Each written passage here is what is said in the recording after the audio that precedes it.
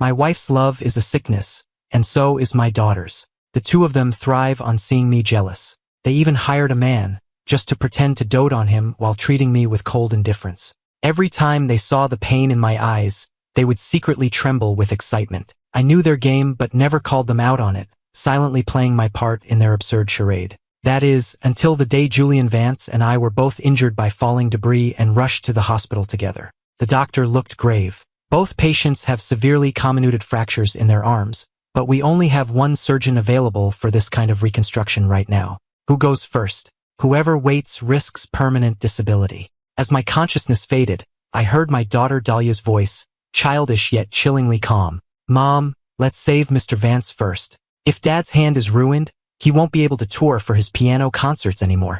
That way, he'll have more time to spend with us. Don't you want to see him every single moment, to make it so his world is just us? Chloe was silent for a long time before finally saying, "Save Julian Vance first." In that moment, I was thunderstruck. I never imagined that all my patients would only encourage them to become even more cruel. I slowly closed my eyes, my last conscious thought being, when I wake up, I'm done with both of them. When I woke up, the doctor told me the surgery had been delayed too long. My hand would never fully recover. My career as a pianist was over. And Chloe and Dahlia, committed to their roles, were busy taking care of Julian, never once stopping by to see me. I didn't argue or cause a scene. I just spent a few quiet days in the hospital. The first thing I did when I got home was call my lawyer and have him draw up divorce papers. Then I started to pack. I typed my birthday into the keypad and opened the door to the study, the one room they never allowed me to set foot in. The first thing I saw was a room filled with pictures of me.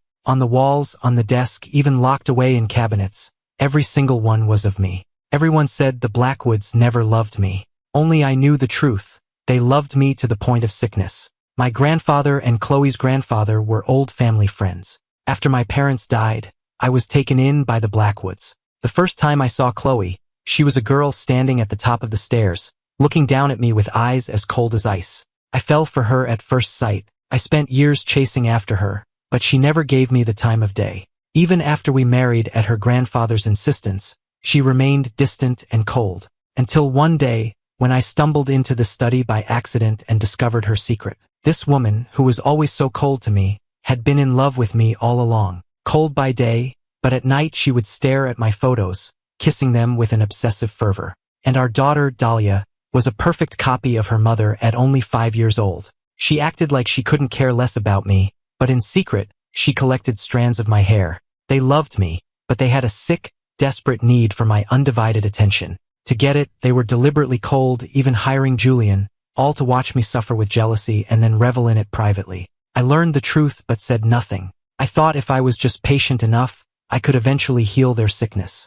But hearing "Save Julian Vance first" in the hospital was the brutal wake-up call I needed. Some love is just a twisted cage. I threw all of my belongings into the trash, including the wedding ring I had worn for 5 years. Just as I finished, a Bugatti pulled smoothly into the driveway. Chloe and Dahlia were bringing Julian home. As always, they got out of the car and ignored me completely. Dahlia, her small face set, instructed the housekeeper, "Mr. Vance was just discharged and needs time to recover, so he'll be staying with us. Prepare the best guest room for him. Furnish it as you would for the master of the house." As she said this, both of them kept sneaking glances at me, hoping to see the hurt and jealousy on my face. Before, it would have felt like a knife twisting in my gut, but now, I had no more tears to shed for them. When they didn't get the reaction they wanted, their expressions soured. Figuring they just weren't being convincing enough, they quickly helped Julian inside to continue their performance.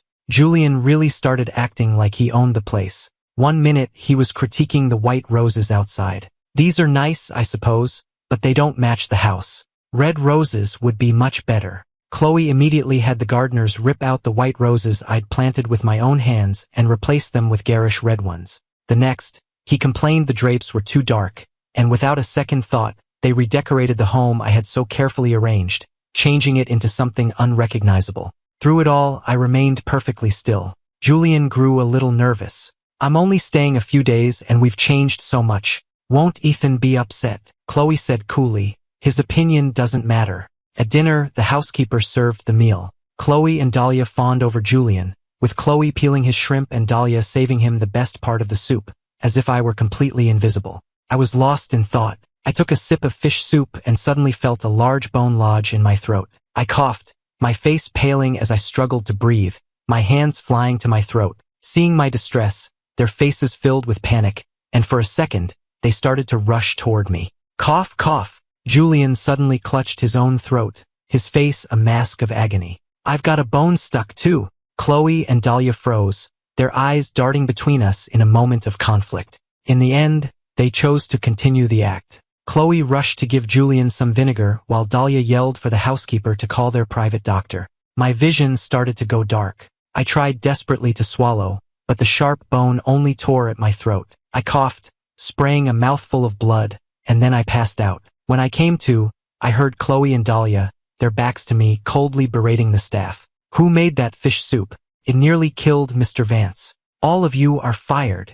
I struggled to sit up, my voice raspy. Don't fire them. They spun around. I looked at them, my gaze empty. The ones who hurt me the most were the people who watched me choke and did nothing. What fault is it of the staff? Chloe's face hardened. You don't get a say in this. We weren't worried about you. We were worried about Julian. I closed my eyes, exhausted. How long are you going to keep this up? What did you say? They both frowned, as if they hadn't heard me. I opened my mouth to speak, but the butler rushed in. Ma'am, Mr. Vance is awake. He's asking for you. Chloe and Dahlia glanced at each other, then turned without a moment's hesitation. You just rest. We're going to take care of Julian. With that, they left without a backward glance, heading straight for Julian's room. Over the next few days, they doubled down on their affections for Julian. Chloe fed him his medicine by hand, and Dahlia never left his side, keeping him company. I knew it was all a show for my benefit, but I no longer cared. Then came Julian's birthday. The Blackwood mansion was decorated extravagantly for the party. Crystal chandeliers cast a brilliant light, and a champagne tower stood tall in the center of the room. Guests murmured about how much the Blackwoods must value Julian. Ms. Blackwood certainly seems taken with Mr. Vance. Indeed, Ethan has been part of this family for years, and Chloe's never thrown a party like this for him. Even their own daughter fawns all over him. Ethan must feel like a complete failure. Their words reached my ears, and I gave a bitter, self-deprecating smile. Yes, I was a failure. Who could have guessed that a mother and daughter who were so pathologically in love with me would choose to express it like this? In the center of the ballroom, Julian stood in a designer suit, looking every bit the man of the house, with Chloe and Dahlia on either arm. They presented him with expensive gifts and stood by him as he blew out his candles, all while their eyes flickered toward me, searching my face for any sign of jealousy or pain. But I just sat quietly in the corner, my expression blank, as if none of it had anything to do with me. Their expressions grew increasingly grim. Ethan, Julian suddenly called out, his voice soft. What did you get for me? I looked up. Nothing. Julian didn't seem offended. He pouted playfully. But it's my birthday. How can there be no gift? He feigned hurt. Does this mean you don't want me here? As he spoke, his eyes landed on the jade pendant I wore. They lit up. That pendant is beautiful. Why don't you give it to me as a birthday gift? I frowned, my hand instinctively covering the pendant. No. Julian's eyes welled up with tears as he looked pleadingly at Chloe and Dahlia. Take it off, Chloe said, her voice like ice. Dahlia added with a sneer, it's just a stupid pendant. If Mr. Vance likes it, give it to him. Don't be so cheap.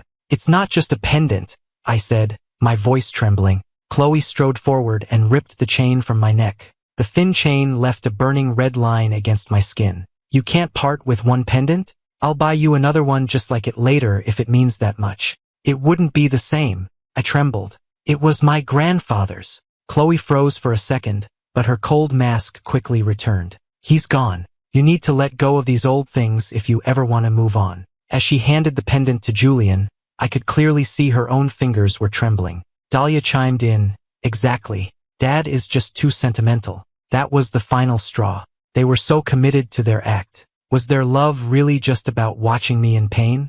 I moved to grab it back, but Julian's hand slipped. With a sharp crack, the pendant hit the marble floor and shattered. My vision narrowed as I scrambled to the floor, gathering the pieces. What are you doing? Julian feigned panic. Oh, I'm so sorry, I didn't mean to. I'll have it repaired for you. Get away from me. I shoved him aside, my hands shaking as I cupped the broken pieces. The sharp edges of the jade cut into my palm, but that pain was nothing compared to the agony in my heart. I turned to go to my room, but Chloe blocked my path. What is your problem? It's just a pendant. It broke. How dare you push Julian? I didn't want to waste another word on them. I walked around her and went straight upstairs. In my room, I tried to piece the pendant back together, but no matter what I did, the cracks remained. A perfect metaphor for my relationship with Chloe and Dahlia. Could never be whole again. I took a deep breath and decided to find a professional to repair it. As I opened the door, Julian was standing right there, a triumphant smirk on his face. See how important I am now? Even something you treasure, all I had to do was ask, and they took it from you for me. He leaned in, his voice low. If you know what's good for you, you'll step aside. I looked at his smug face and found it laughable. Do Chloe and Dahlia have any idea the actor they hired has gotten so ambitious?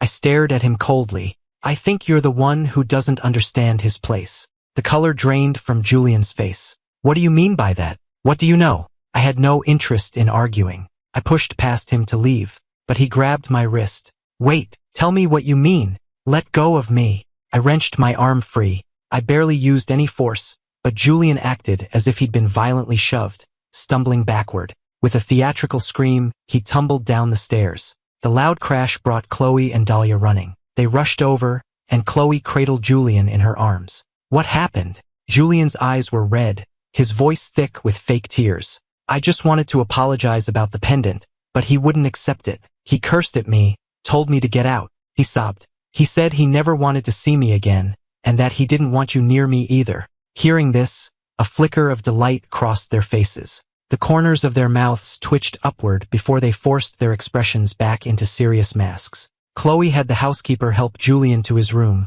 then turned to me, her voice cold. You've been so quiet lately. I thought you'd finally learn to be gracious. It was all an act. Since you dared to push Julian, you'll have to pay the price. She raised a hand, summoning her security guards. Take him to the third-floor balcony. Throw him off. Her words hit me like a sledgehammer. My eyes widened, my voice shaking. Chloe, are you insane? I didn't push him, he fell. It's only the third floor, she said, her voice devoid of emotion. This is just so you can feel what Julian felt. Then you won't make the same mistake again. The guards seized my arms. I fought against them, but it was no use. As they dragged me up to the third floor, I screamed, Chloe, Dahlia, you're going to regret this. There was a sickening thud. As my body hit the marble patio below, I heard the sharp, clean snap of my own bones breaking. Agony shot through my entire body. Blood filled my mouth and my vision blurred. Through the haze of pain, I saw Chloe and Dahlia standing nearby. In the light from the house, I could see the smiles they were trying to suppress. Mom, Dahlia whispered, Dad's getting jealous over us again. Her eyes were shining. He must love us so much. I'm so happy. Chloe stroked her hair. I'm happy too, sweetie. Hearing their words, I felt my heart being ripped in two. My pain, my injuries, it was all just a game to them, a way to prove that I loved them. Darkness washed over me like a tide, and I finally gave in, losing consciousness completely. When I woke up again, I was staring at the harsh fluorescent lights of a hospital ceiling. My entire body felt like it had been put through a grinder. Even my bones ached. A nurse was changing my bandages. When she saw my eyes open, she hurried over. You're awake. How are you feeling? I struggled to move my lips, my throat raw. Who brought me here? A mother and daughter, the nurse said, adjusting my fore. There was envy in her voice. Your wife and daughter, I assume?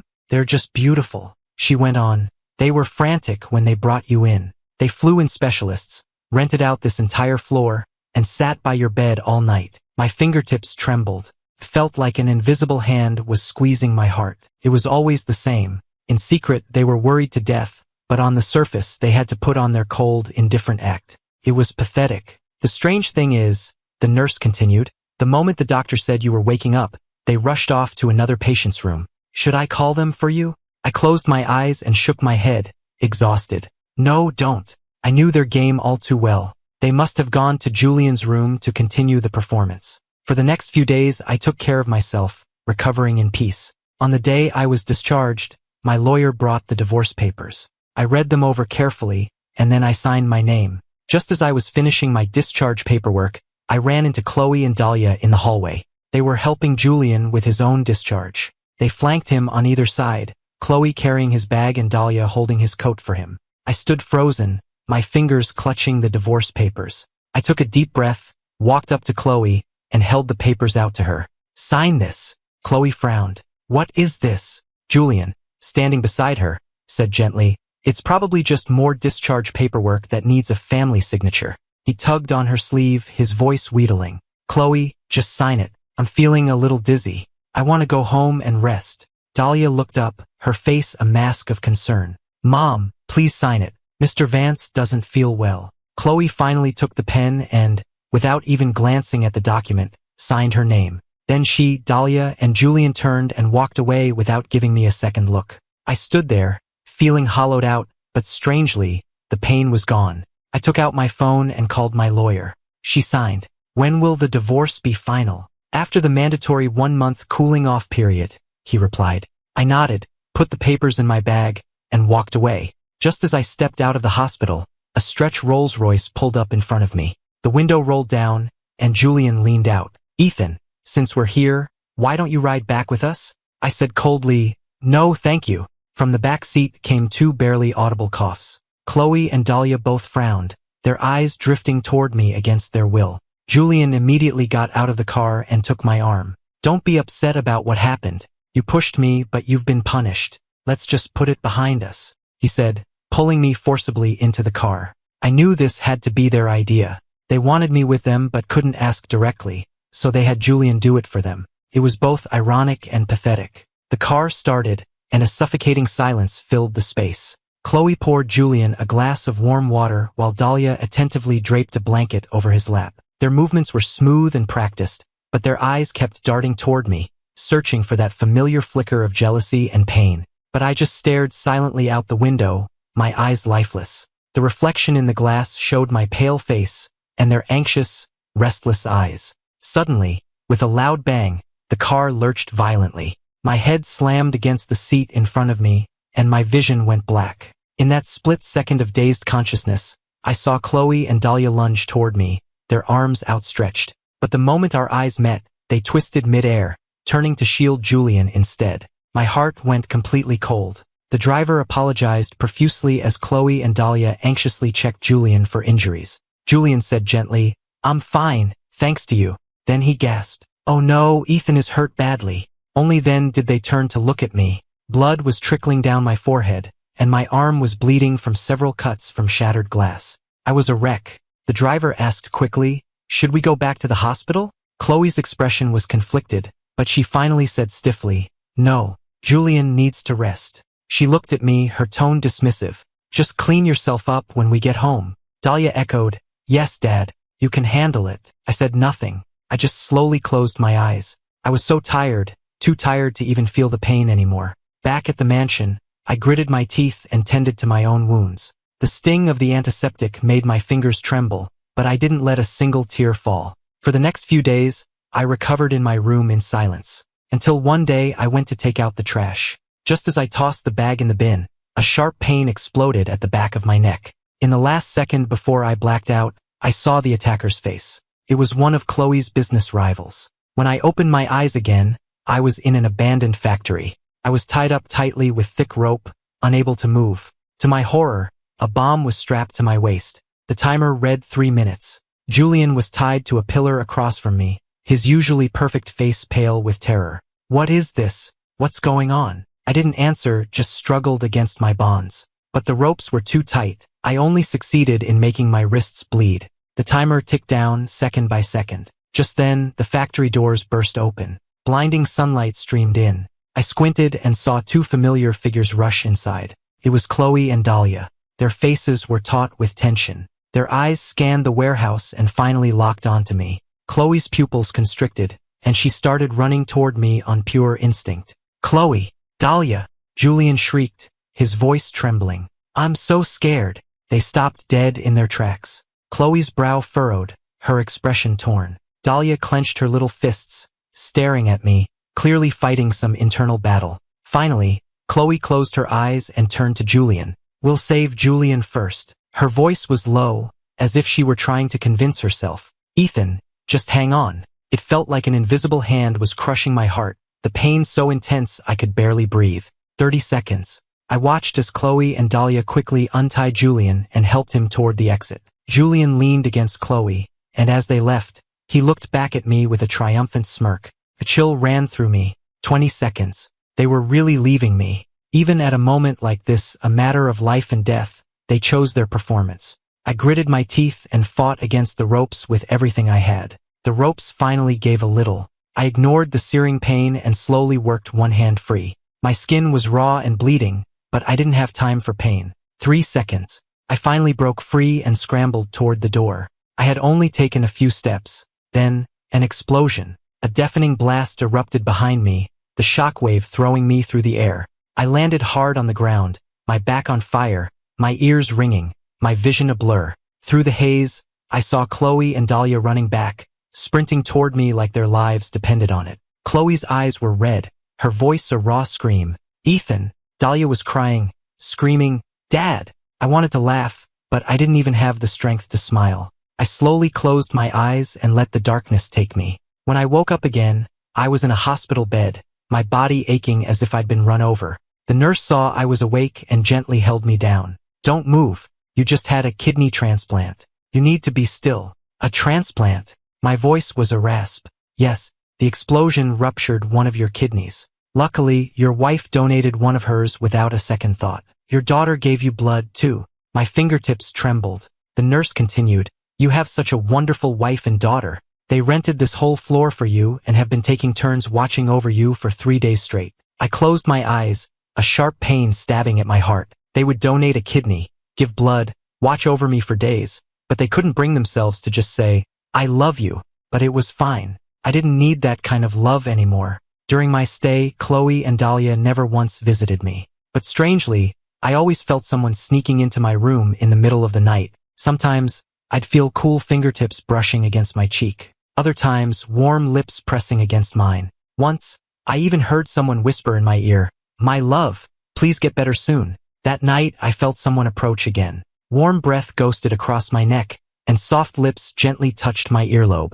I snapped my eyes open. Chloe's face was inches from mine. Our eyes met. I saw a flash of panic in hers. What are you doing? I asked coldly. Chloe's expression froze. The next second, she raised her hand and brought it down in a sharp chop against the side of my neck. Everything went black, and I was out again. A few days later, Chloe finally brought Dahlia for an official visit. How are you feeling? Chloe stood at the foot of my bed, her voice as cold and distant as if she were talking to a stranger. My eyes fell to her trembling fingertips, and I smiled. Have you been visiting? Her pupils contracted, and I saw her swallow hard. She quickly turned away, her voice stiff. No, we've been with Julian. We were just picking up a prescription and decided to stop by. She turned to leave, her back ramrod straight. But Dahlia didn't move, her little hand clutching her mother's coat, her eyes red from crying. Chloe, Dahlia, I said suddenly. They both turned back at the same time, the movement so perfectly synchronized it looked rehearsed. I looked at their similar faces, at Chloe's tense jaw and Dahlia's red-rimmed eyes, and a profound weariness washed over me. It felt like I had walked 1,000 miles only to find my destination had vanished. I opened my mouth, wanting to tell them I knew they came every night. I wanted to say I could smell Chloe's unique sandalwood perfume, that I could hear Dahlia's muffled sobs from down the hall. But in the end, I just closed my eyes, exhausted. Never mind. I'm tired. I was too tired to even bother exposing their ridiculous games anymore. If this was how they needed to prove their love by hurting me, then let them have their show. After all, I was about to make my final exit. The day I was discharged was the anniversary of my grandfather's death. As I walked out of the hospital, I saw Chloe's car parked by the curb. The window rolled down and Dahlia leaned out. It's the anniversary of great-grandpa's death. Mom and I are coming with you. I opened the car door and saw Julian sitting in the back seat, a smug smile on his face. My fingers dug into the paper wrapped around the flowers in my hand as I got into the car without a word. A cold, bleak wind blew through the cemetery. A groundskeeper approached me respectfully. Mr. Reed, the lease on your grandfather's plot is up for renewal. Chloe immediately took out her credit card. I'll handle it. As soon as she and Dahlia were gone, Julian's demeanor changed. Your grandfather's been dead for years. Coming here is such a waste of time. He sneered. Does an old relic like him really deserve such a nice plot? I snapped my head up, my eyes burning. Say that again. Did I say something wrong? Julian laughed maliciously. It's a good thing the old man died when he did. If he saw his grandson shamelessly clinging to a woman who doesn't love him, it would probably kill him all over again. The sound of the slap echoed through the quiet cemetery. Julian stumbled back, his head hitting the corner of the tombstone. Blood immediately began to mat his carefully styled hair. Ethan, Chloe and Dahlia came running at the sound, arriving just in time to see the aftermath. Julian immediately clutched his head, his eyes red with tears. Chloe, Ethan's angry that you've been taking care of me, that you even brought me here. He got jealous and hit me. It's my fault, I overstepped. He has every right to be angry. Chloe and Dahlia exchanged a look, and I saw a flicker of secret pleasure in their eyes. But Chloe's expression quickly hardened. She looked at me, her gaze icy. Ethan, what is this now? Dahlia's small face mirrored her mother's stern expression, her voice unervingly mature for her age. Dad, you hurt Mr. Vance. You have to be punished. With that, Chloe raised her hand and ordered her security. Dig up the urn. My pupils contracted, the blood freezing in my veins. Chloe, don't you dare. The guards moved with startling speed. The sound of their shovels biting into the earth was piercing in the silence. I lunged forward like a wild man, but Chloe grabbed my wrist, holding me back. There was a soft scattering sound. As the urn was opened, a gust of wind swept through, catching the gray-white ash and scattering it into the air. What are you doing? Chloe's face went pale, her voice laced with a panic I'd never heard before. Who told you to scatter them? The guard froze, dropping his shovel with a clang. Ma'am, I thought you meant to scatter his ashes to the wind. Time seemed to stop. Chloe and Dahlia stood frozen, identical looks of shock and regret on their faces. I watched the ashes drift on the wind, and for a moment, I thought I could see my grandfather's kind smile dissolving into the air. The grandfather who used to lift me onto his shoulders to pick peaches, the one who always stood up for me, the one whose dying wish was for my happiness, was now nothing more than dust on the wind. It felt like an invisible hand was crushing my heart, the pain so intense I could barely breathe.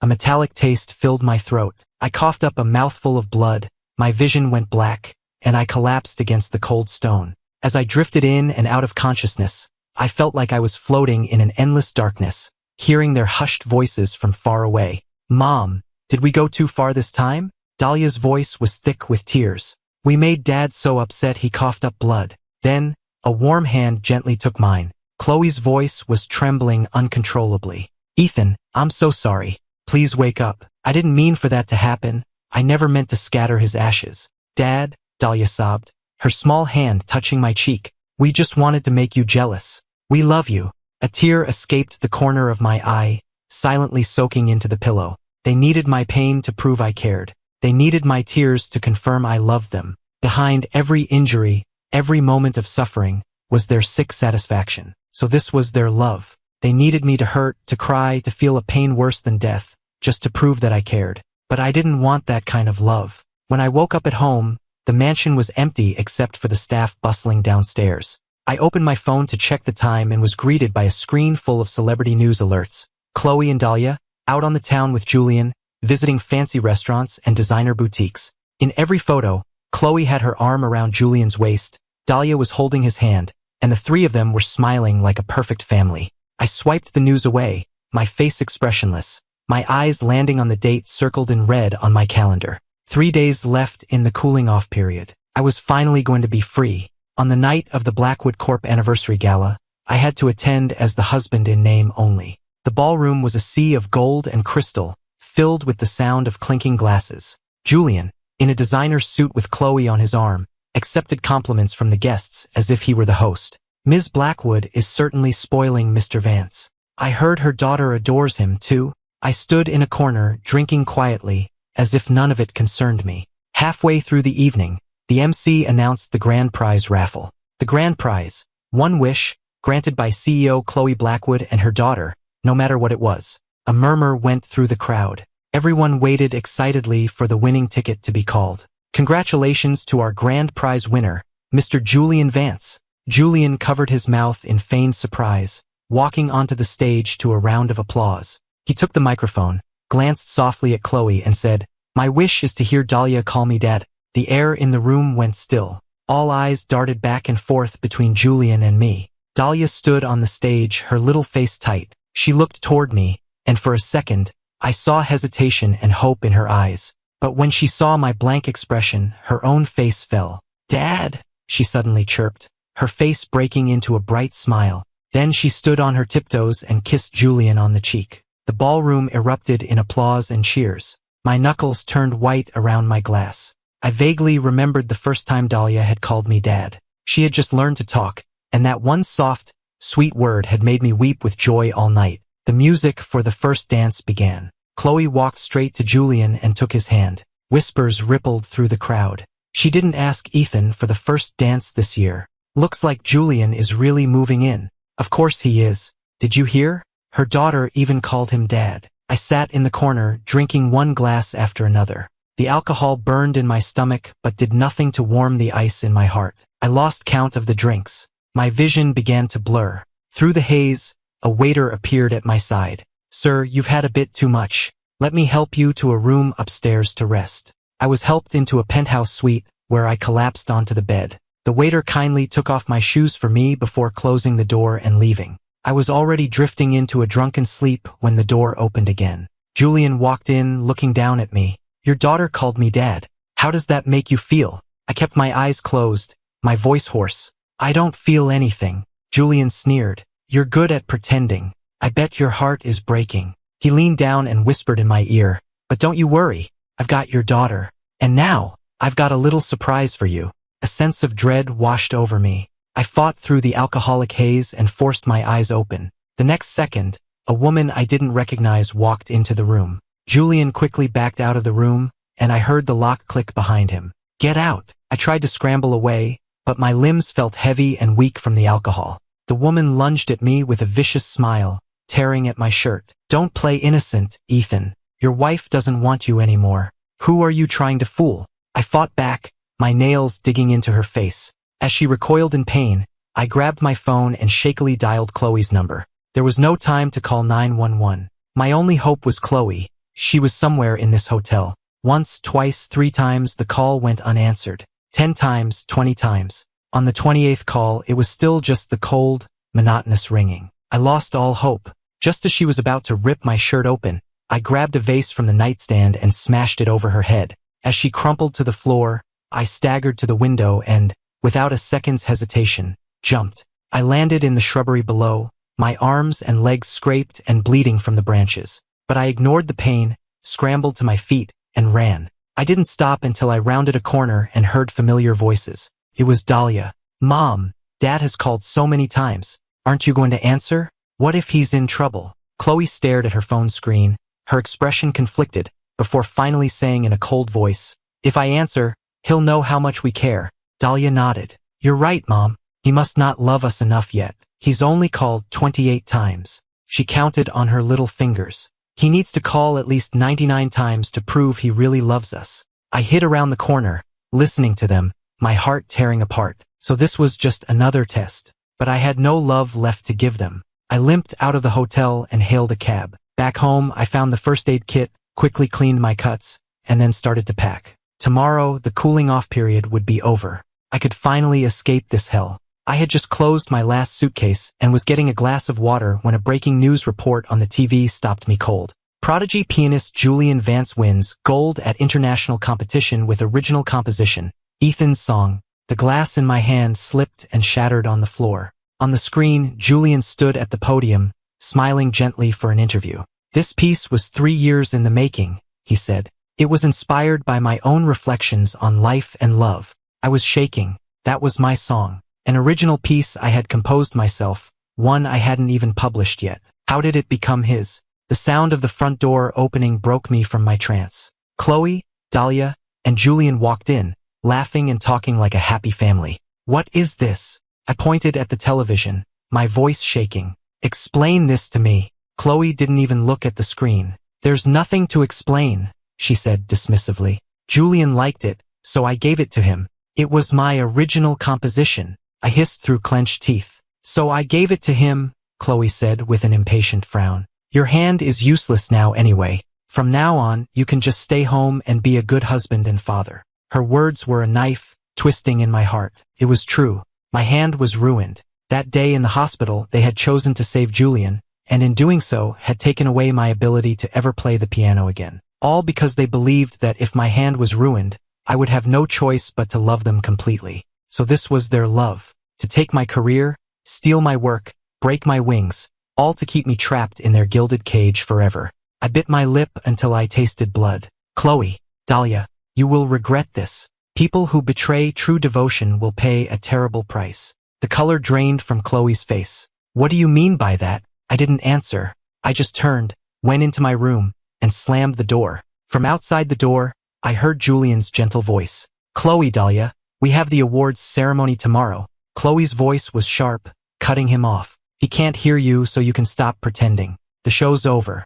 Don't be an eyesore. I'm warning you. Dahlia's voice was chillingly cold for a child. If you make Dad unhappy again, everything we've given you can be taken away. Julian's face went white. He stammered an agreement, but I saw a flash of hatred in his eyes. The next morning, when I came downstairs, Chloe and Dahlia immediately sat down next to Julian. We're going with Julian to the ceremony today. You stay here. Don't cause any trouble. I nodded calmly. Don't worry. I won't be causing any more trouble. I said it casually, but for some reason, it made Chloe's heart skip a beat. She looked like she was about to say something, but Julian took her arm. Chloe, we should go. After they left, I stood in the center of the empty living room and took a deep breath. I took out the documents I had prepared and went straight to the county courthouse. When the clerk handed me the final divorce decree, I didn't even look at it. I went back to that house one last time and left the decree on the coffee table. Before I left, I took one last look around the mansion. My eyes swept over the dust-covered piano, the family portrait on the wall, the crooked drawing Dahlia had made as a little girl that still hung in the foyer.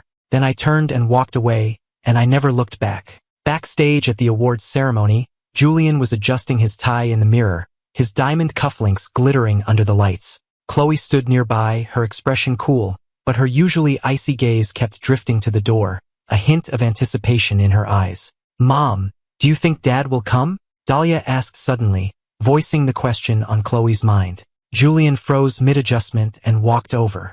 Ethan seemed very upset this morning.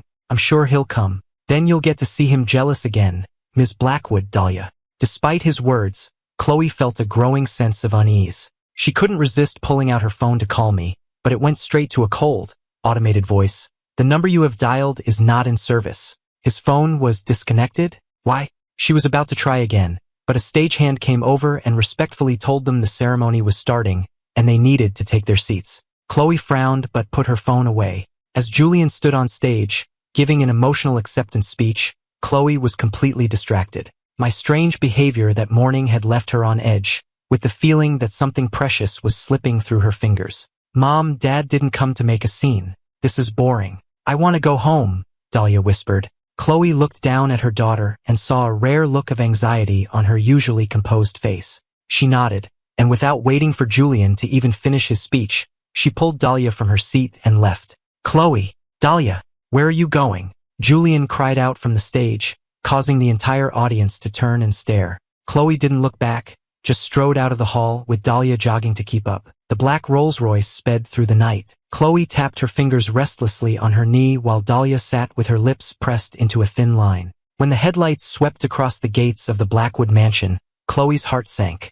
The entire house was dark. Not a single light was on. That had never happened before. I always left a light on for them. Chloe practically ran into the house. In the empty living room, a dark green folder on the coffee table caught her eye. Were these divorce papers? What did this mean? Ethan had divorced her? She stood frozen, her fingers trembling as she picked up the decree. Mom! Dahlia cried out, her voice breaking. Come look, all of Dad's things are gone. Chloe spun around and raced upstairs. The door to the master bedroom was open. The room was so empty it was as if I had never lived there at all. A sharp pain shot through Chloe's chest, and she had to brace herself against the wall to keep from falling. The pain was so intense, it felt as if someone had physically carved something out of her. How could this happen? She whispered to herself. How could he divorce me? How could he leave? Mom, this is all your fault.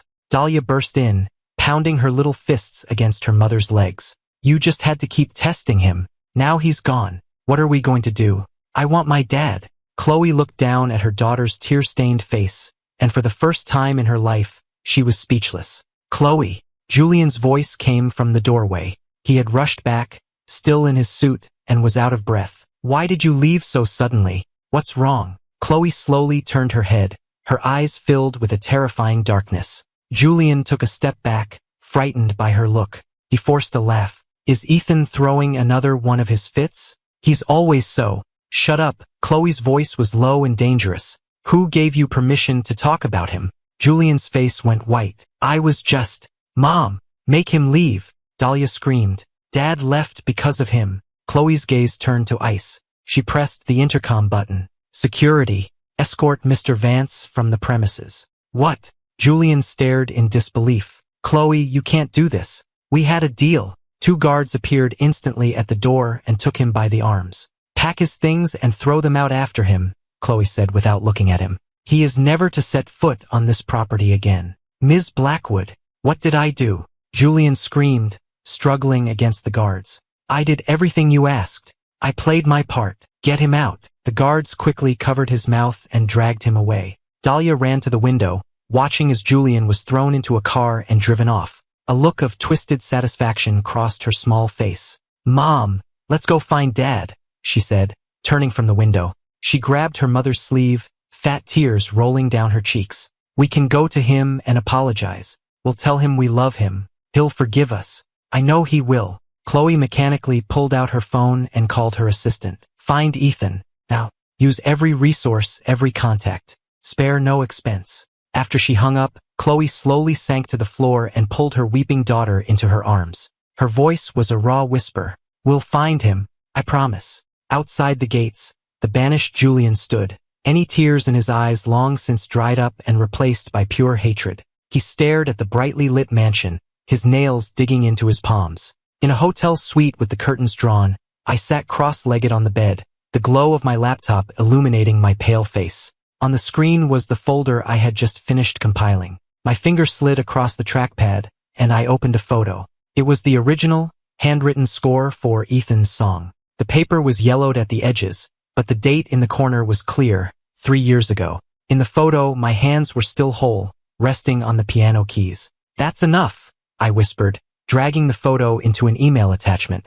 I added a few audio files, recordings from the house security system that had accidentally captured Julian rummaging through my music. "His hand is useless now anyway," Julian's gentle voice said from the speakers, laced with an unmistakable greed. "It's a waste for these compositions to just sit here." Expressionless, I hit send. The email went out to 5 major news outlets and my attorney. After that was done, I closed the laptop, walked to the window, and threw open the curtains. Sunlight flooded the room, so bright I had to squint. My phone vibrated. It was a text from my lawyer. "Evidence is solid. Lawsuit filed. The media will run the story in 3 hours." I put down my phone and began to pack. I'd booked a flight to Nashville for that evening. It was a city famous for its music scene. Maybe I could find a specialist there who could help my hand. In my suitcase, I packed only 2 things: a small cloth pouch with the pieces of the broken jade pendant, and my grandfather's last gift to me. In the CEO's office at Blackwood Corporation, Chloe stared at her computer screen, her face grim. The CFO stood before her desk, beads of sweat on his forehead. "All the joint accounts have been closed?"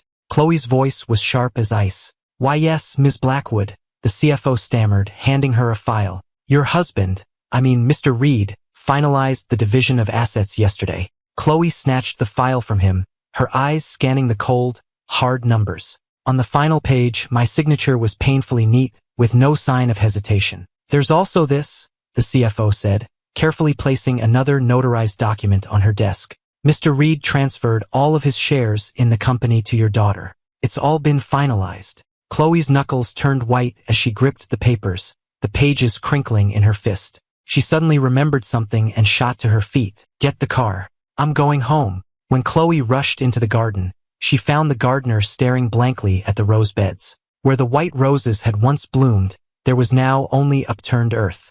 "Who did this?" Chloe's voice made the gardener jump. "It was Mr. Reed," the gardener stammered. "A while ago, he dug them all up himself. The ones you planted for him." Felt like a punch to the gut. She mechanically pulled out her phone and called the private investigator. "Have you found him?" "Not yet," the PI said. "He's being careful, using cash fake names at hotels. But we did find out he's been in contact with the media. Chloe's brow furrowed. What media? He rustled some papers on his end. Entertainment news, music journals. It seems to be about that song Julian Vance won the award for. Before he could finish, a news alert popped up on her computer screen. Breaking, pianist Julian Vance's award-winning composition accused of plagiarism. Original composer revealed to be ex-husband of Blackwood CEO. The article included the photo of my handwritten manuscript of Ethan's song, next to Julian's published score. The similarity was over 90%. Chloe's temples began to throb.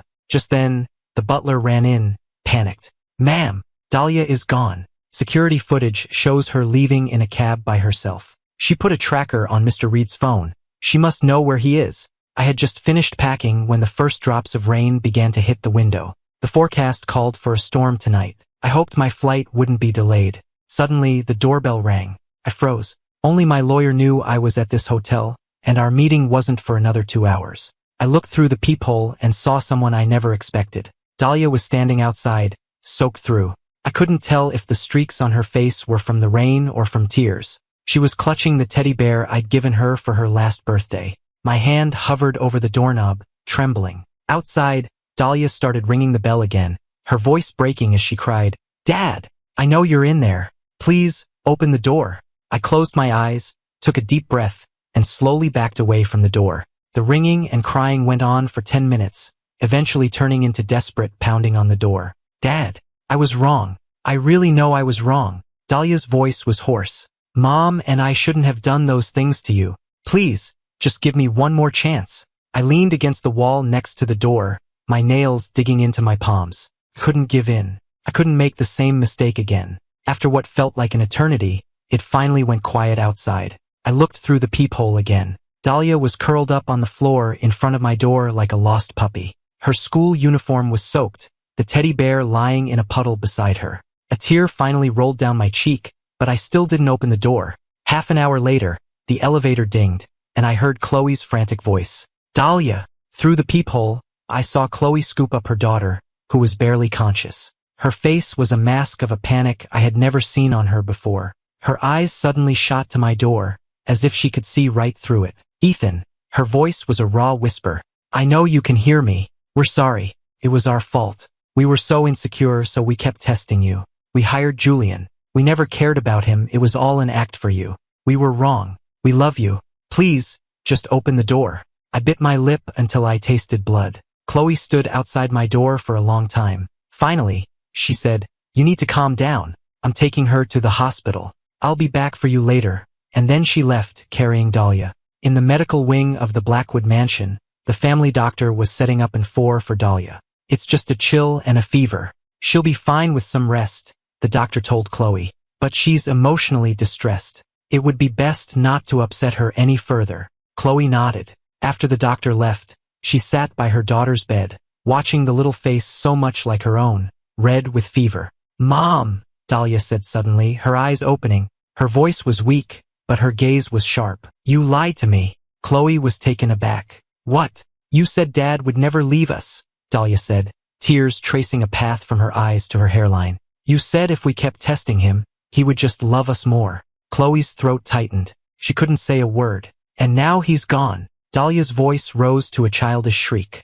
"It's all your fault." The door to the room burst open, and the old butler poked his head in, looking flustered. "Ma'am, there's a problem. It's the company." Chloe's expression instantly turned to ice. She gave her daughter one last look, then turned and walked out. She had to go deal with the crisis at work. She never imagined that in that short time, I would find and discard the tracker, leave the city, and disappear without a trace. 3 days passed. Chloe had called in every favor, contacted every powerful friend she had, even those in the shadows, but she couldn't find a single trace of me. It was as if I had simply evaporated from the city I had lived in for a decade. The phone rang, and Chloe lunged for it. "Did you find him?" she demanded. "Ms. Blackwood, it's the preschool," her assistant said hesitantly. "There's been an incident with Dahlia." When Chloe arrived at the school, she could hear Dahlia's heartbroken sobs from the parking lot. The sound was like a dull knife scraping against her eardrums. In the classroom,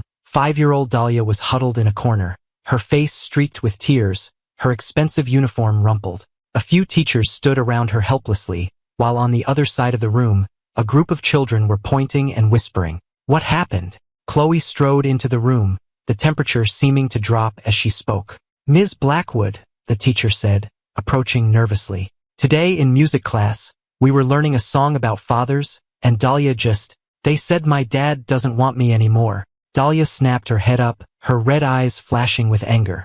Mom, tell them it's not true. Dad is just angry right now. That's all. Chloe's brow furrowed. She knelt to hug her daughter, but Dahlia shoved her away. Say something, Dahlia shrieked, her voice cracking. You promised he would never leave us. The classroom fell silent. The parents of the whispering children quickly ushered them away, and the teachers discreetly left the room. Chloe knelt on the floor, oblivious to the dust settling on her expensive suit. We will find him, she said, trying to sound certain, but the words felt hollow even to her. It's your fault. Dahlia lunged at her, her little fists beating against her chest. You had to test him. Now he's gone. He hates us. Chloe let her daughter hit her until the little hands had no strength left and fell limp. She pulled Dahlia into her arms, and the little girl sobbed against her shoulder, her tears soaking the silk of her blouse. Let's go home, Chloe whispered, lifting her daughter into her arms. As she walked down the hall, she overheard another parent whisper,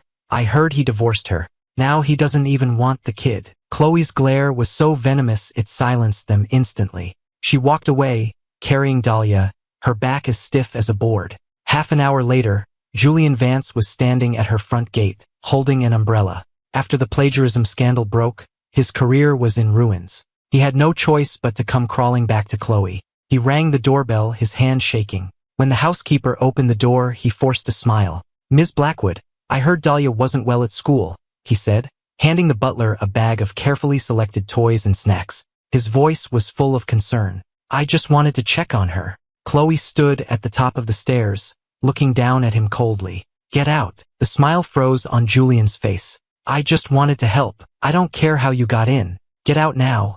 Chloe's voice was terrifyingly calm. I have no more use for you.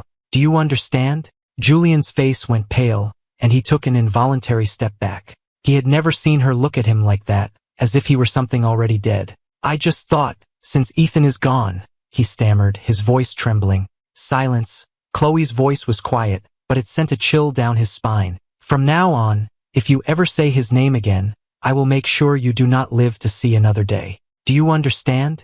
Julian nodded frantically, tripping over the threshold as he scrambled backward. He stumbled to his car, his heart hammering against his ribs. Later that night, Chloe stood in the doorway of Dahlia's room, watching her daughter, who had finally cried herself to sleep. The little girl was restless in her sleep, tear stains still visible on her cheeks, clutching that dirty teddy bear. Chloe gently closed the door and went to the study. On her desk, the letter from my lawyer regarding custody was still open, next to a pile of useless reports from the private investigator. She opened a drawer and took out a photo album. It was filled with photos of me, from the day I arrived at their house at 18 to a family party just last year. Her fingers traced over my smiling face in the photos, and she suddenly realized that in most of them, I was smiling alone, while she stood in the background, her face a blank mask.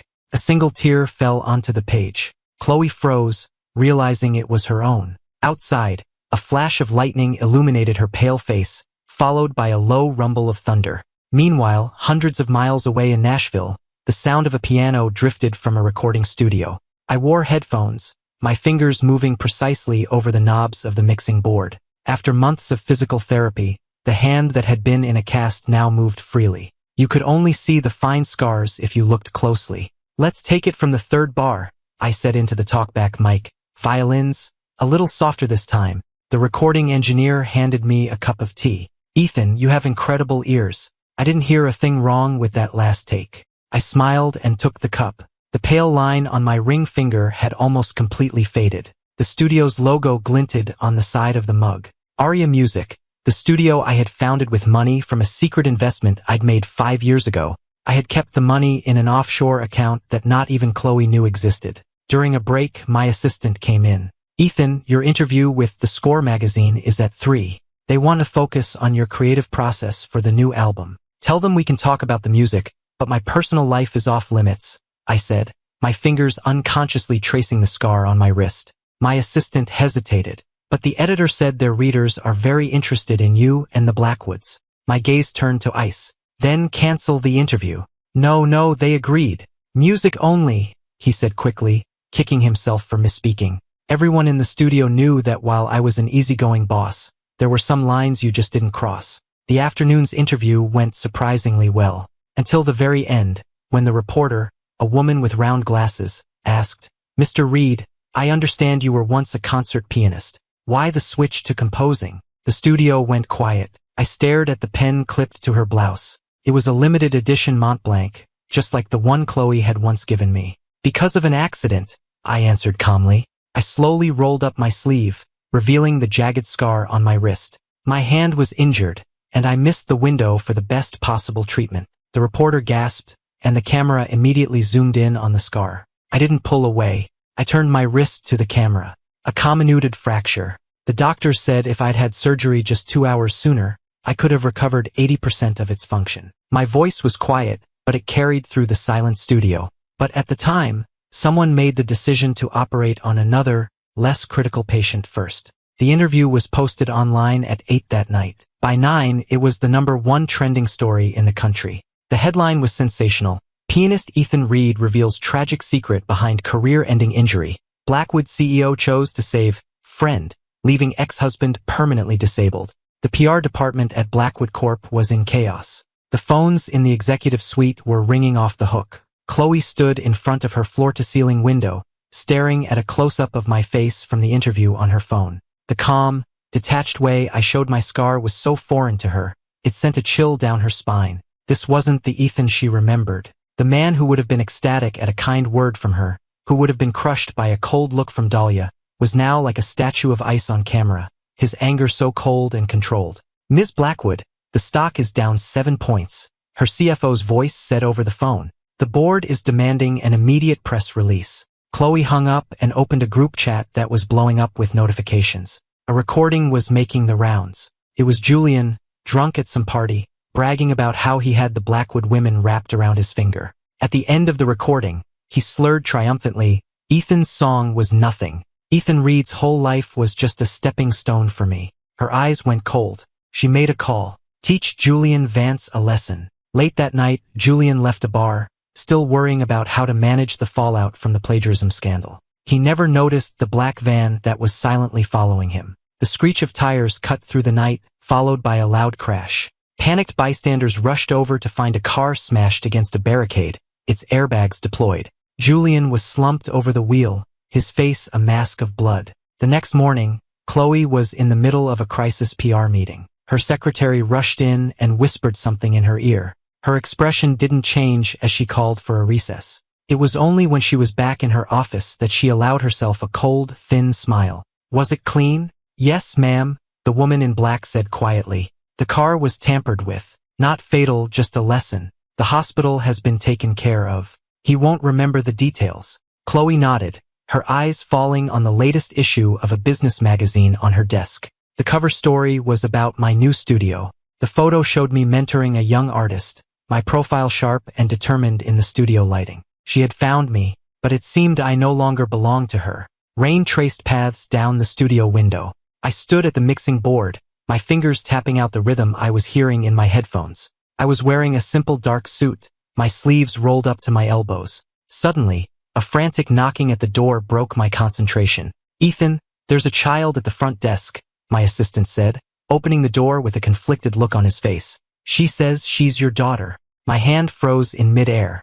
I slowly took off my headphones. Through the crack in the door, I could see Dahlia standing at the reception desk, soaking wet. Her uniform was spattered with mud, and she was clutching a soggy notebook. "Let her in," I said, my voice perfectly calm. Dahlia practically ran into the studio, her small frame looking tiny and fragile surrounded by all the expensive equipment. She looked up at me, her face a mess of rain and tears. "Dad, I found you. I got a perfect score on my test. Look." She opened the notebook with trembling hands. The ink was blurred by the rain, but I could still see the big red 100 at the top of the page. I remembered my old promise. If she ever got a perfect score, I would take her to Disneyland. I took the notebook from her, my expression cold. "Why aren't you in school?" "I snuck out," she whispered. Then she suddenly dropped to her knees, her little hands clutching my pants. Dad, please come home. I promise I'll never help Mom hurt you again. I'll be good. I'll listen to you. The studio was silent except for the sound of the rain against the window. I knelt so we were at eye level, but I didn't help her up. Dahlia, do you understand why I had to leave? She shook her head frantically, fat tears rolling down her cheeks. Because Mom and I were mean to you. Because we loved you but we hurt you. But we know we were wrong now. We really do. No, I said softly. You still don't understand what you did wrong. I took a stack of photos from a drawer and spread them on the floor. They were prints of the photos from the study and a picture of the little glass jar where she kept my hair. Healthy children don't collect their father's hair. Normal wives don't spy on their husbands. I pointed out the window, toward the roof of the school just visible through the rain. They're having a family day there today. I'm going to take you, and I'm going to show you what real love looks like. The school gymnasium was filled with the happy sounds of children and their parents. I stood with Dahlia in a corner, and we watched as parents lifted their children into the air, as they offered praise and encouragement without reservation. Dad, that little boy fell, Dahlia whispered.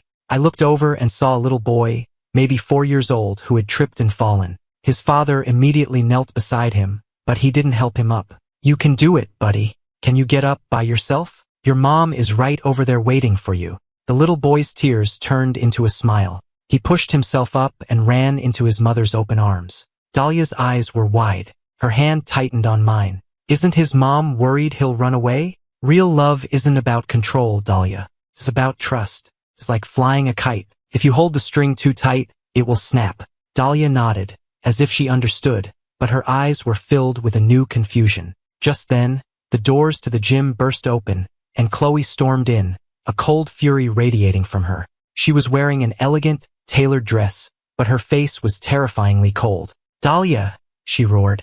The entire gym went silent. Several children, startled, ran to their parents. Chloe strode over and grabbed Dahlia's wrist. Who told you you could skip school? Dahlia stumbled, then began to struggle. I'm not going back. I want to stay with Dad. I let go of her hand, ignoring their pleading eyes, and walked away. On the drive back, Dahlia was curled in the corner of the back seat, sobbing quietly. Chloe replayed the cold, empty look in my eyes over and over in her mind, tugging irritably at her collar. What is it? The voice on the other end of the phone, her lawyer's, was anxious. Ms. Blackwood, it's bad. Sterling Corp just issued a press release. They say they have proof of illegal corporate espionage. The board is calling an emergency meeting. Chloe's knuckles turned white. 3 days later, the story broke, and it was a media firestorm. I released a public statement, accusing my ex-wife of years of psychological abuse. The statement detailed years of her pathological control and surveillance. The public reaction was immediate and intense. That night, I was working late at the studio. I was dressed comfortably, just organizing some sheet music. As I turned off the lights to leave, the strong smell of alcohol hit me. Ethan. Chloe was leaning against the doorframe. Her hair was a mess. Her eyes were bloodshot. Are you happy now? I said, please leave. I asked you if you're happy, she screamed, slamming her fist against the wall. My expression didn't change. I'm just telling the truth. She suddenly laughed, a sound more horrible than a sob. What will it take to make you come back? She stumbled toward me, reaching for my hand. What do you want? My life. I stepped back, out of her reach. The day I die, I said, my voice as quiet as a sigh. After all, only inanimate objects can truly belong to you forever. Isn't that right? The words seemed to stun her. As she left, she looked back at me, standing in the light of the doorway. Rain hammered against the windows of the black sedan. I slowly came to in the back seat of a car. There was a dull ache in the back of my head, and my wrists were raw and bleeding from rope burns. I squinted, trying to make out the passing scenery through the rain. We were on a winding road in the hills outside the city. You're awake. Chloe's voice came from the front seat, full of a sick, sweet tenderness. Go back to sleep. We're almost there. I didn't say anything, just quietly tested the bonds on my ankles. The car rounded a sharp curve, and a familiar landmark flashed past the window. This was the road to the old Blackwood family estate, a mansion deep in the woods on the side of the mountain that had been abandoned for years. 3 hours later, I was locked in an upstairs bedroom. Heavy curtains blocked out all the light, save for a thin line that shone from under the door. The lock turned, and Chloe entered, carrying a tray of food. She had changed her clothes and brushed her hair. She looked as if she were here for a date, not a kidnapping. "Eat something," she said, placing the tray on the nightstand. She reached out to touch my face, but I turned away. Her hand froze in mid-air, her expression darkening. "Do you have to be this way? We can start over." "Kidnapping is a felony," I said, my voice hoarse from dehydration. "Let me go now, and I can pretend this never happened." "Let you go," she laughed, the sound echoing in the empty room. "So you can run off to Europe and live your life?" She grabbed my chin, her grip like steel. "Listen to me. You belong to me. You will always belong to me." I looked into her crazed eyes and said calmly, "Then all you'll have is my dead body." Her eyes went cold. She stumbled backward. "Then we'll die together." I waited, marking the time, until it was completely silent outside the door. I managed to drag myself to the window and pulled a corner of the curtain aside with my teeth. Outside was a steep cliff face, rain streaming down the glass. I don't know how much time passed. I grew too weak to even sit up. I refused all food and water. My lips cracked and bled. I heard arguing outside the door, Dahlia's young voice, sharp and clear. "Mom, are you crazy? You're going to kill him. Shut up. He doesn't want you anymore. Why are you still protecting him? You're the one who tested him. You're the one who hurt him. I hate you." I heard the sound of a struggle, then a heavy thud. I struggled to crawl to the door. I could hear Dahlia's muffled sobs. "I'm calling the police. I have to save Dad." "You wouldn't dare," Chloe roared. My heart nearly stopped. I threw myself against the nightstand with all my strength. The sound of the lamp crashing to the floor finally got their attention. The door burst open and Dahlia rushed in. Her left cheek was red and swollen, but her eyes went wide when she saw me. "Dad," she said, her hands shaking as she pulled out a phone. "I called the police. They're on their way." Chloe stood in the doorway, her face as gray as ash. The sound of sirens grew closer, but she didn't move. She just stared at me. Why couldn't you just love me?" I didn't answer. Chloe didn't resist. She calmly held out her hands for the handcuffs. When the officer asked if I wanted to press charges, Chloe looked back at me with an expression so strange it made the cop take a step back. I slowly nodded. "I'll be hiring the best lawyer I can find." She saw the cold emptiness in my eyes, and the last of the color drained from her face. Dahlia was taken into custody by Child Protective Services. As they took her away, she clung to my shirt, refusing to let go, sobbing until she could hardly breathe.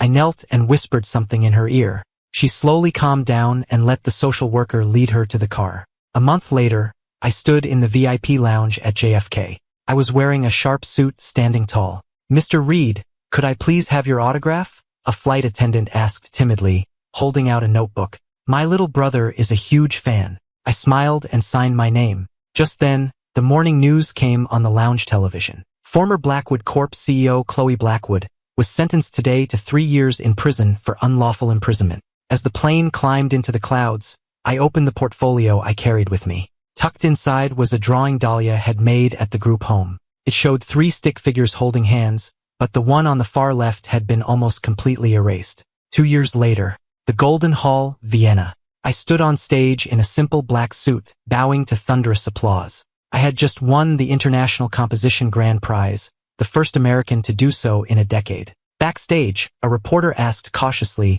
"Mr. Reed, your winning piece, The Cage, was it inspired by personal experience? Do you still hate the person who hurt you?"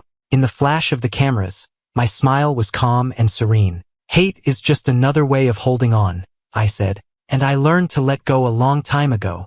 I gently touched the scar on my wrist. "These scars are just a source of inspiration now, nothing more." At the same time, in the recreation yard of a state prison, an international newspaper was being passed around. My picture was on the front page. Chloe snatched the paper, her eyes fixed on the photo of the man, radiant and successful, on the front page. "Give it back," another inmate demanded, and in the ensuing struggle, the paper was torn in two. Chloe clutched the torn half of the page and went back to her cell. She used the sharp edge of the paper to draw thin, bloody lines on her arm, whispering over and over, "Mine. He was supposed to be mine." It was late autumn in Vienna. Golden leaves carpeted the stone paths of the conservatory. I stood by the window of a practice room, watching the leaves fall, my right hand unconsciously tracing the scar on my left wrist. I was wearing a tailored blazer, my demeanor calm and composed. "Excuse me," a gentle voice said from the door. I turned to see an elegant woman standing in the doorway. She was holding a stack of sheet music in her left hand. Her right arm hung limply at her side. She wore a simple, elegant knit dress. "Sarah Chun," she said with a small nod. "I'm the new visiting professor. I heard there was a visiting composer from the States, and I wanted to say hello." I nodded politely. I had heard her name, Sarah Chun. 3 years ago, a car accident had robbed her of the use of her right hand, but she had miraculously retaught herself to play with only her left. "Your Nocturne in the Rain is lovely," Sarah said, walking to the piano. She opened the score I had just finished with one hand. "But this modulation here could be a bit smoother." Her left hand danced across the keys, playing a fluid, beautiful melody. I was astonished. She was playing complex passages with one hand that would have challenged most pianists with two. "How do you practice?" she said with a smile, the empty sleeve of her right arm swaying slightly. "Took me 2 years to relearn after the accident. Sometimes, limitations can open up new possibilities." Her eyes fell on the scar on my wrist, but she quickly and politely looked away. "Your hand," she said suddenly. "Was it an injury?" I instinctively covered my wrist with my other hand. She didn't press the issue. She just placed her left hand on the keys. "Would you like to try? I can show you a few exercises for the left hand." I hesitated, then reached out with my left hand. As my fingers touched the keys, her hand gently covered mine, guiding them into position. "Like this," she said. "Use your thumb and pinky for the octaves." Her hand was warm and dry, her palm calloused from years of practice. I suddenly thought of Chloe's hands, always so cold, always gripping with such force. "You're distracted." Sarah's voice pulled me back to the present. "Sorry," I said, pulling my hand away. "I'm not very comfortable with physical contact." Sarah nodded in understanding. "Music is the best form of communication." Then, she pulled a piece of sheet music from her stack. "This is an etude I arranged. It's for you. I'm free on Wednesday afternoons, if you're interested." I took the music. The page was covered in detailed notes, a testament to her dedication. "Thank you," I heard myself say. "I'll think about it." After Sarah left, I stayed in the practice room late into the night. I tried playing a simple melody using her technique. It was awkward, but more fluid than I had imagined. The next day, a sudden downpour caught me by surprise. I was standing at the entrance to the conservatory, without an umbrella, when a black umbrella appeared in front of me. "I can walk you," Sarah said. I hadn't even seen her approach. She held the umbrella over both of us, her dress swaying in the wind. "I live nearby." We walked together under her umbrella, through the old streets of Vienna. She deliberately slowed her pace to match mine. "Why did you come to Vienna?" she asked suddenly. I looked out at the city, blurred by the rain. "Because nobody knows me here." "Well, now someone does," she said, and I could hear the smile in her voice. "A listener and a friend." Wednesday afternoons became our regular time. She taught me how to play with my left hand, and I helped her with her new compositions. We discovered our musical sensibilities were remarkably similar. We would often stay up late, debating a single note. A month later, at the conservatory's recital, Sarah invited me to perform on stage with her. At the curtain call, the applause was thunderous. Sarah turned to me and said, in a voice only I could hear, "See, I told you, music never abandons anyone." I looked out at the audience, at the lights and the smiling faces, and for the first time, I felt the old wounds beginning to heal. At the party after the concert, Sarah was surrounded by well-wishers. I stood alone in a corner, but for the first time, I didn't feel lonely. "What are you thinking about over here?" Sarah had appeared at my side, handing me a glass of juice. "I was just thinking," I said, taking the glass, "that maybe being broken is just another kind of beginning." Her gaze softened. "In that case, would you be willing to create something with this broken pianist? I have an idea for a new project."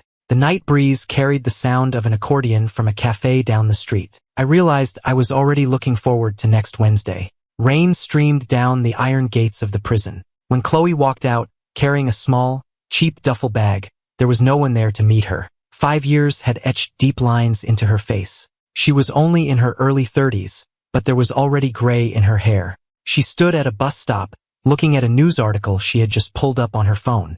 My picture was on the screen, the headline reading, "American composer Ethan Reed wins Grammy for Best Classical Composition." In the photo, I was on stage, looking sharp in a dark gray suit. On the ring finger of my left hand was a unique, custom-made ring. Chloe zoomed in on the photo. The ring was shaped like a musical note. "Ma'am, are you getting on or not?" the bus driver called impatiently. Chloe put her phone away. As the bus drove through downtown, she saw that the towering Blackwood building had a new name on it. The glass facade reflected her own distorted image back at her. Late that night, Chloe sat with the scrapbook she had kept for the past 5 years, filled with clippings about me. I was teaching at the Vienna Conservatory. I was a Goodwill ambassador for children's music education. I had bought a house in Salzburg. Every new success was like another twist of the knife. Her knuckles were white. Her Ethan, the Ethan who had once had eyes only for her, now belonged to the world. 3 days later, she was standing in the back row of the Golden Hall in Vienna.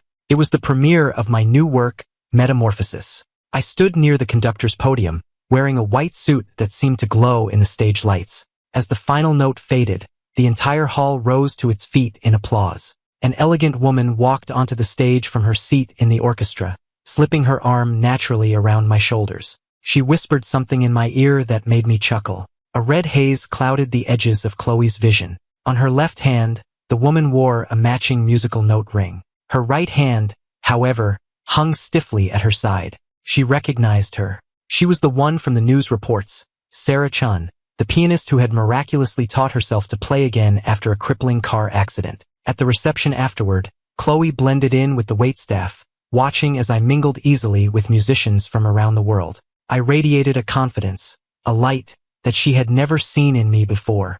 "Mr. Reed, what was the inspiration for your new piece?" a reporter asked. I swirled the champagne in my glass. My gaze swept over the crowd, pausing for just a fraction of a second on the corner where Chloe was hiding before moving on. "It comes from all the moments of brokenness and rebuilding in my life." Sarah appeared at my side, gently taking the champagne flute from my hand. "Time for your medication," she said softly. "The doctor said not to overdo it with the alcohol." Chloe watched as Sarah draped my coat over my shoulders, her fingers resting there for a moment. That should have been her place. Her right bowel rose in her throat. She stumbled from the hall and into a restroom, where she was violently ill.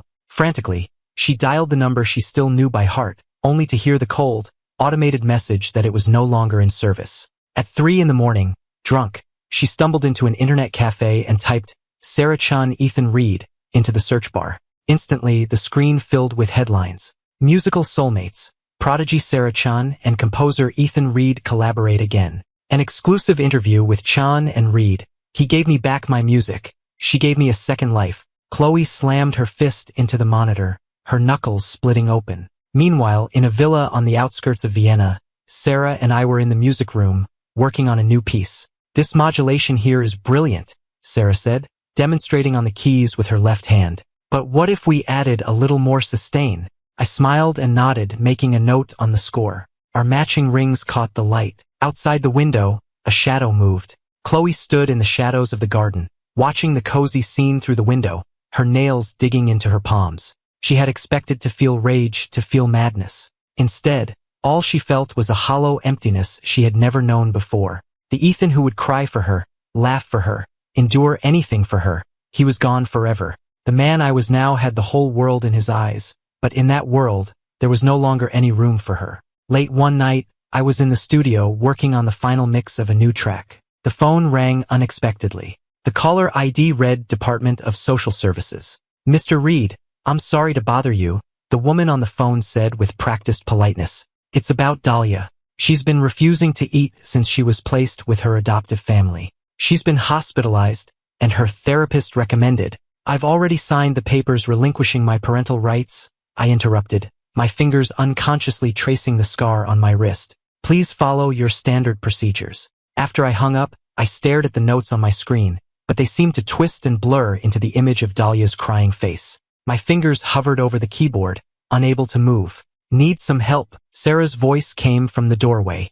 I forced a smile. "It's nothing, just another call from social services." Sarah set a cup of coffee on the console, her eyes taking in the tight line of my jaw. "It's about the child, isn't it?" I lifted the cup, hiding my reddened eyes in the steam. "She's not adjusting to the new family. She's refusing to eat. But it's not my responsibility anymore." Sarah didn't reply right away. She walked to the window and looked out at the rain-swept city. "I've contacted a child psychologist in Zurich. He's going to see her tomorrow." I looked up sharply. It's not for you, she said, turning back with a gentle smile. My foundation is expanding its music therapy program for children. This is a good test case. I knew she was lying. That therapist was one of the most respected child trauma specialists in Europe, far beyond what her foundation could afford. But I said nothing. I just gently squeezed her left hand, feeling the familiar calluses on her palm. Meanwhile, in a rehabilitation center, Julian Vance was adjusting his neck brace in a mirror.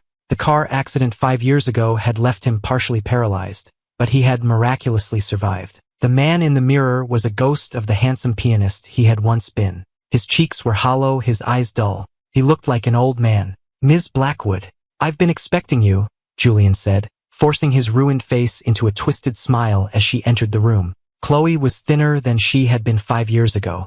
Prison had etched lines around her eyes, but the obsessive fire in them burned as brightly as ever. You said you had a way for me to see Ethan, Chloe said, getting straight to the point. Her voice was a dry rasp. What's your price?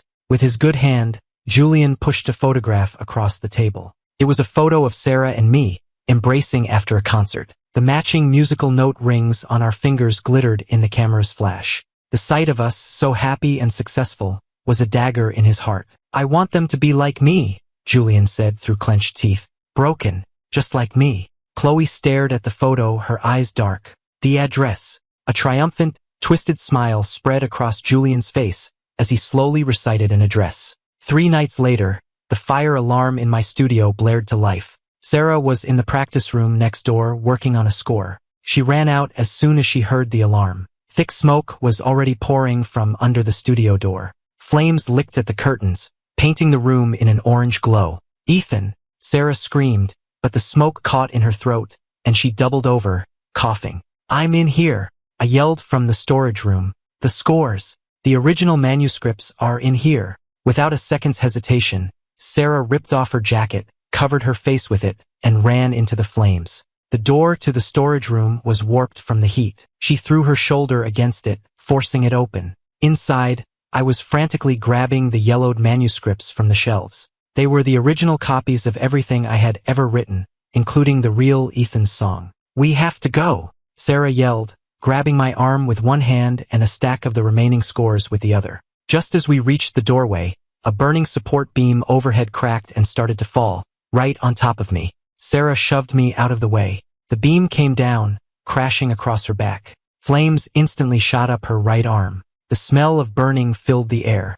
Sarah, I screamed, rushing to her, beating at the flames with my own jacket. I could hear sirens approaching, but my world had shrunk to the sight of Sarah's face, twisted in agony, and the charred ruin of the hand she had used to save my music. The fluorescent lights of the hospital hallway were harsh and unforgiving. I sat on a bench outside the operating room, my hands stained with dried blood and extinguisher foam. The police had taken my statement. The security footage showed a figure in a mask and hat deliberately setting the fire.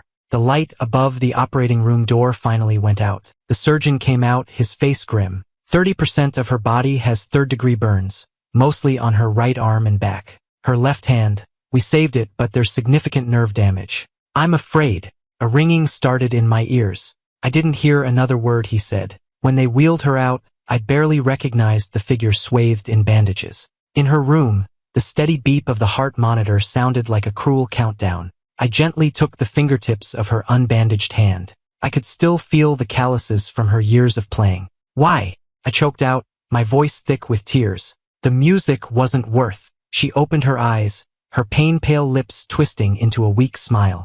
It wasn't just for the music. My own tears finally fell. I leaned over and gently rested my forehead against her shoulder. Outside, hidden in the shadows of the trees, Chloe watched the scene through the hospital window. The sound of a distant siren made her turn and slip away into the darkness. As she passed a trash can, she hesitated, then stuffed the charred page of sheet music she was holding into her pocket. I stood by a window in the hospital corridor.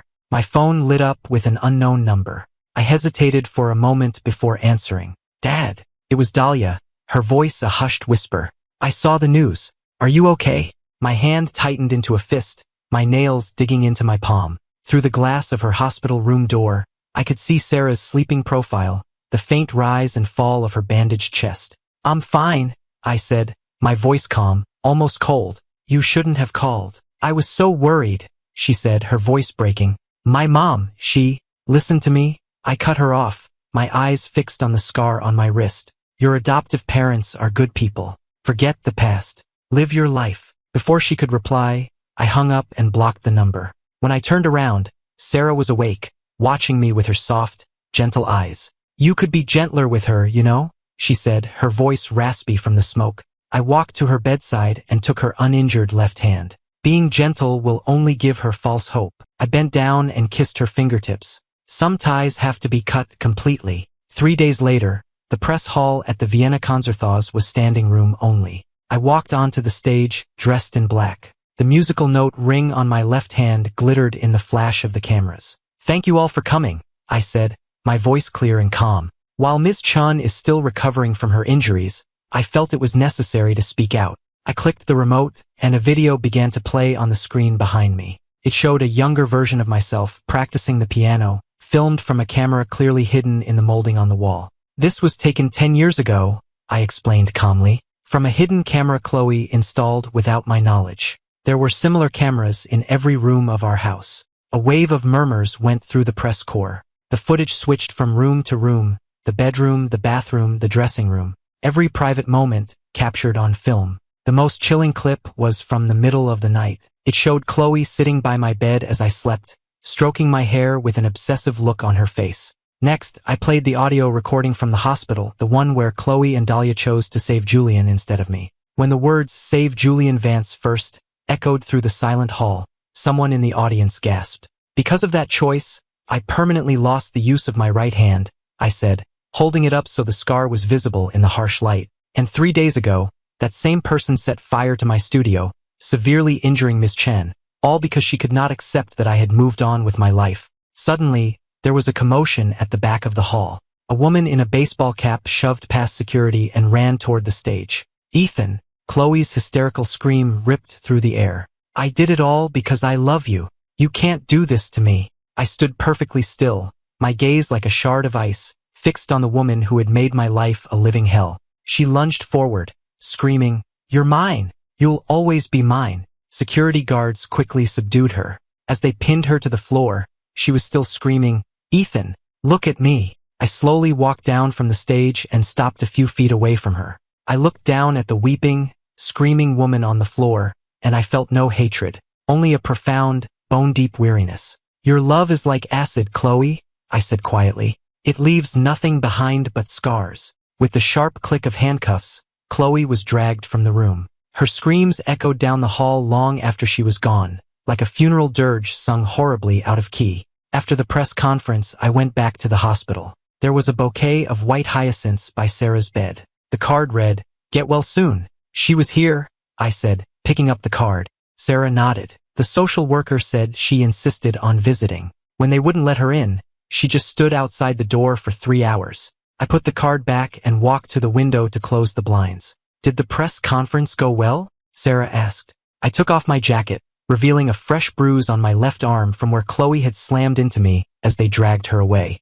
"It went well," I said, taking her uninjured hand. "It's over." Sarah rubbed her thumb over my knuckles, over the musical note ring. "No," she said, "this is the beginning." Outside, the first snowflake of the season began to fall. I leaned down and gently hugged her, careful not to touch the burns on her back. Spring arrived quietly. I stood by the window of a practice room at the conservatory, looking at the first hyacinths blooming in the courtyard. I was wearing a simple, light gray suit, standing tall as I looked out the window, my fingers unconsciously toying with my cufflink. Sarah's physical therapy was going well. "Mr. Reed, a package for you," my teaching assistant said, knocking lightly before handing me a small parcel. There was no return address. I opened it. Inside was a handwritten letter and a child's drawing. The drawing was of 3 stick figures standing by a piano. The smallest one was colored gold. "Dear Dad, Dr. Evans said writing might be better than calling. I'm sorry for crying so much before. My new mom and dad are really nice. They took me to a concert. I'm taking piano lessons now, but I'm not very good. I hope Sarah's hand gets better soon. I really like the metronome she sent me. Love." Dahlia. My finger gently traced over the word, love. The ink was slightly blurred, as if by a teardrop. I put the letter and the drawing back in the envelope. From my desk drawer, I took out a ticket an invitation to Sarah's masterclass the following week. I addressed the envelope to Dahlia's adoptive parents, slipped the ticket inside, and sealed it without writing a note. Meanwhile, in an exclusive rehabilitation facility outside Zurich, Julian Vance was putting gel in his hair. 5 years after his accident, the right side of his face was still a frozen mask, but today was a special day. A tabloid reporter had agreed to pay him $50,000 for the dirt he had on the Blackwoods.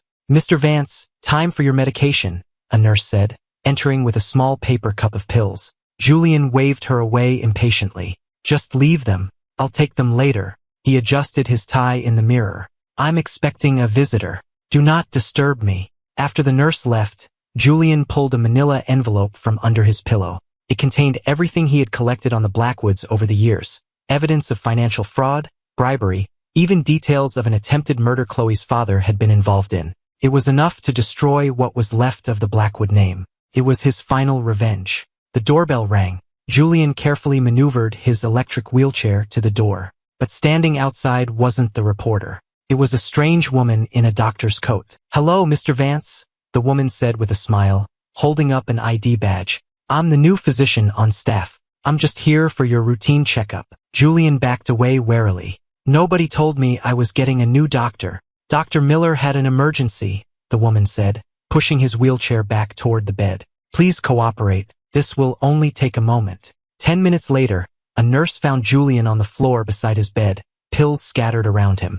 He wasn't breathing. The police ruled it an accidental overdose, but a small note in the coroner's report mentioned that skin cells not belonging to the deceased had been found under his fingernails. But given Julian's history of instability and lashing out at the staff, the detail was ultimately dismissed. 3 days later, Sarah held her masterclass at the Vienna Conservatory. I sat in the back row, watching the woman on stage, her left hand flying across the keyboard. She wore a simple white dress, and her focused expression was captivating in the stage lights. During the intermission, a staff member approached me quietly. "Mr. Reed, there's a child in the front row who would like to see you. She says she's your." I followed his gaze and saw Dahlia, standing nervously in the aisle in a pink dress. She had grown since I'd last seen her. There was less fear in her eyes now, and more light. "Let her enjoy the rest of the class," I said quietly. "Bring her backstage when it's over." When the second half began, Sarah played her own arrangement of Ethan's song. After the performance, I met Dahlia and her adoptive parents in the hallway backstage. She shyly handed me a bouquet of white hyacinths. "These are for Sarah. I hope she feels better soon." I took the flowers and gently ruffled her hair. "What did you think of the performance?" "It was amazing." Her eyes lit up. "Sarah said if I practice hard, I can enter the junior competition next year." I looked at her, so full of excitement, and it was like seeing myself all those years ago, touching a piano for the very first time. Some passions, it seems, are in the blood.